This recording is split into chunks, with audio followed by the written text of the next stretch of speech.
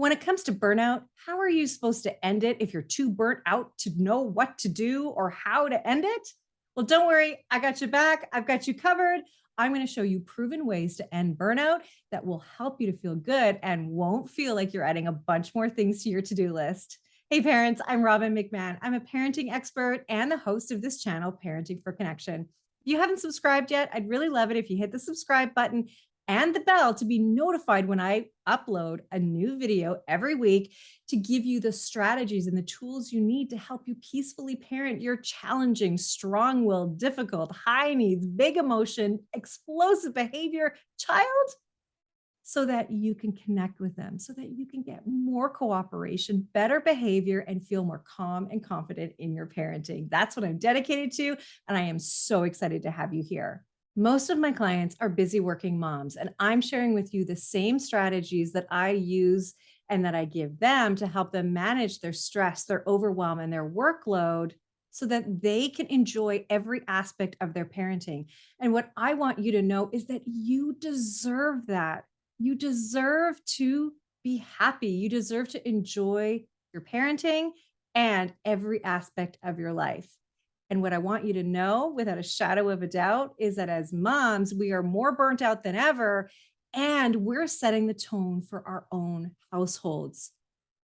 And that means it's worth the effort to put in a little bit to take care of yourself so that you can show up in a different way for your family. Because when you're stressed, your kids are going to be stressed.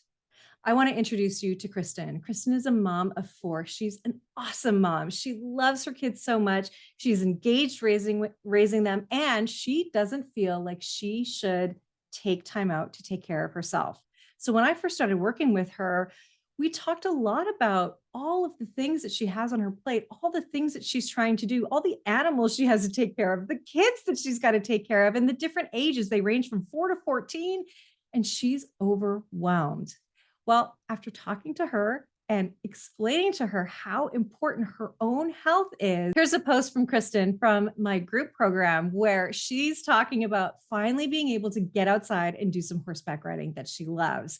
And here she is weeks later saying she was able to do it again. And she hasn't felt bad since about letting her husband take over some of the responsibilities and letting her go out and enjoy some time on her own. And I can see a huge difference in her tone, in the way she looks. She is more relaxed and she is more engaged with her kids.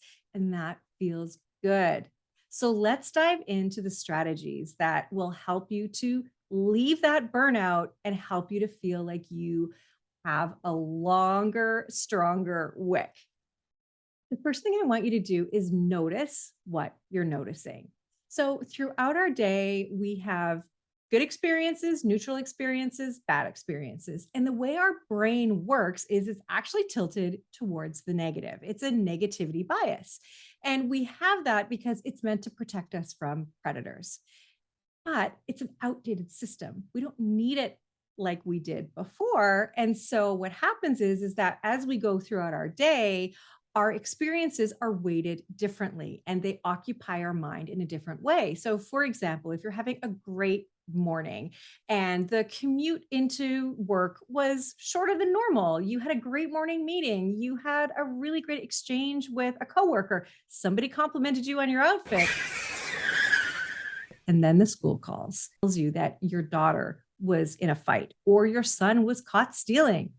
And now you are stuck with that one experience, heavily weighted. You've got one experience that's negative, and all these good ones, they just evaporate. All the good ones where you felt good and you had great experiences don't matter. But what I've learned, and I've learned this from Dr. Rick Hansen, who wrote the book Resilient, is that we also have to notice what's also true, and that we need to pick up the gems or the little jewels in life that are happening all around us, like how good it feels to sit in the chair you're sitting in, to go outside for a minute and take a deep breath, to really take a moment to savor that cup of coffee that you have or that ice cold glass of water that you have. Those things matter, those experiences matter. And the more we can take them in, the more we actually level the playing field, and those negative things that happen don't take hold as strongly. So it's not looking at the world through rose colored glasses and just like looking at the positive. You're taking things in that are also true. And that's really powerful for your mindset. Another thing that I want you to notice is the words that you use to describe a situation. And this can come in the form of your thoughts or really the words that you're speaking.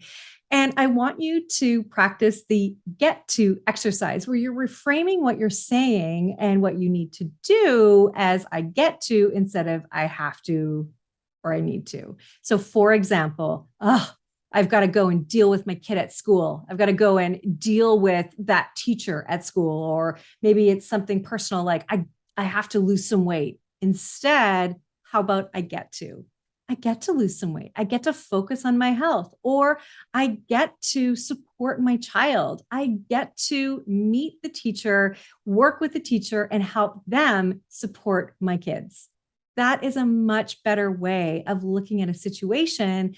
And that helps you to see the positive in it instead of just the negative. So give that a try. Did you know that being joyful is actually our default setting? The way that we are stressed and we worried and we're overwhelmed and all those things, that's not the way we're meant to be. We are meant to feel alive and happy and joyful. So we need to focus on joy.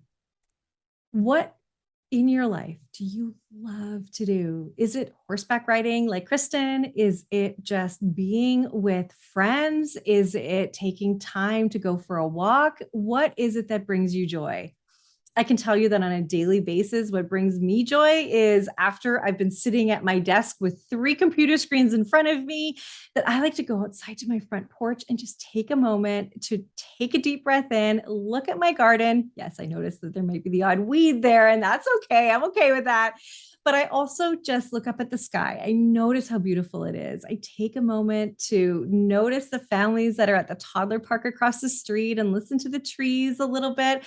I love weather, so I'm always looking at the weather, whether it's and in Vancouver, where I live, there's a lot of rain, or it's sunshine and warm, whatever it is, I take it in and it makes me feel grounded and happy and grateful. And that feels good. So I want to encourage you to do the things that bring you joy on a daily basis. And maybe you want to start with a micro goal that you know that going for a walk for 20 minutes every day does make you feel good, but you can't quite get there yet. You could go from 0 to 20 minutes, but maybe you only get that done once. But if you actually use a micro goal, a goal that is so small that it's laughable, it actually will help you to create new and healthy habits by just setting a small goal. So a micro goal is if you've got a 20-minute walk that you want to get to, the micro goal is that you are just going to step outside. That is the thing that you're going to do every day, and you're committed to doing that. And every time you hit that goal, you feel a sense of accomplishment. And that starts you on the trajectory to build momentum and confidence and really helps with your mindset. So you can keep increasing the goal as you go until you get to that 20-minute walk and you've created the habit. So it's not such a difficult and daunting task. Doesn't that make sense? Give that a try. And don't forget to tell me what brings you joy in the comments below, because what brings you joy might give somebody else some ideas for what brings them joy as well. Next, I want to ask you, who's helping you? Who is helping you out? Here's the thing. We seem to think as moms that we need to do all of the things and that all of the things need to be perfect. And it just isn't true. In fact, we need to stop it now. It needs to stop right now. Because what is happening is we are perpetuating this facade of perfectionism, and it's hurting other people because we don't want to show the ugly side. And I'm not saying we show everybody the ugliness, but we also need to say that at times, like, yeah, I failed and I need help. And it's okay to say you need help, because actually to be flawed and to be imperfect is what it is to be human. We're all humans doing the best that we can, and we're not perfect and we're not supposed to be perfect. And so I really want to encourage you to drop the facade of perfectionism, because when you do, it just makes it that much easier for the next mom to say, yeah, you know what? I'm struggling too. And I thought I was the only one. And you've made it easier for me to say that, yeah, I do need help and I might need some support. And that's okay. It's okay. Remember, that's what it is to be human. To fall, to have a misstep, to fail is what it is. And it is a shared human condition. So if you need help in areas of your life, go and get it. Find creative ways to get help. Maybe you trade with another mom. Maybe you ask your next door neighbor who's a teenager to come and help you do some things. Maybe they help clean your floors and your toilets, or they help you with childcare. You need help and support. We can't do it alone. And we seem to do it more and more alone now. But really, traditionally, we did raise our children in a village. And that's what we want to get back to. Let people in, drop that facade of perfectionism, because it's not doing you any good. Chances are it's hurting you. Now, let's talk about how not to bring your stress home from work when you are reconnecting with your family. The first thing that I want you to do, whether you're working at home or you're working in an office, is notice how you're feeling at the end of your day. How are you feeling? You're not going to change it. You are not going to judge it. You are just going to notice how you're feeling. And so maybe you're feeling a little stressed. Maybe you're feeling a bit agitated. Maybe you're feeling a bit rushed. Whatever it is, I just want you to take a moment before you even go to your family and notice it, and then name it. Because when you name it, there's actually a mechanism in your brain that releases soothing neurotransmitters to the part of your brain that's activated, the amygdala, to help calm it down. It's called name it to tame it. So when you are feeling those feelings, all you need to do is just sit with them, name them, and accept them. Then the next step is to set an intention. Okay, I am feeling agitated right now, and my intention is to let it go and to be connected with my family. Or maybe my intention is to play with my kids. My intention is to be silly. My intention is to connect with my family. My intention is to talk less and listen more. Whatever your intention is how you're going to show up, how you want to show up. The reason why we want to set intentions is because intentions are powerful. And whatever intention you set, your thoughts, your actions, reactions, your words will follow. And so try it. Try it and notice how different you are when you set that intention. Now, one way to really solidify the intention is for you to take a moment and close your eyes and visualize yourself being whatever it is that you have intended to be. Show yourself at ease with your family. Show yourself sorting out day-to-day conflicts with calm and confidence. That is going to go a long way to help you to show up exactly the way you want to show up in your parenting. Now, if burnout is an issue for you, and if you're really feeling like maybe you're struggling, then I want to invite you to email me. Send me an email and let me know what's going on with you. You can send me an email at admin@parentingforconnection.com. Or if you like, in the description below is a link to book a call with me. It's a free 30-minute call where we can talk about what you're facing in your parenting, in your life, and how that's affecting your parenting and how I can support you. And one last thing, if you are burnt out, you're going to have a shorter fuse. So watch this video on how to be a more calm mom. And by the way, this is considered taking care of yourself and self-care. So go watch it without any guilt. See you next time. Thanks for watching.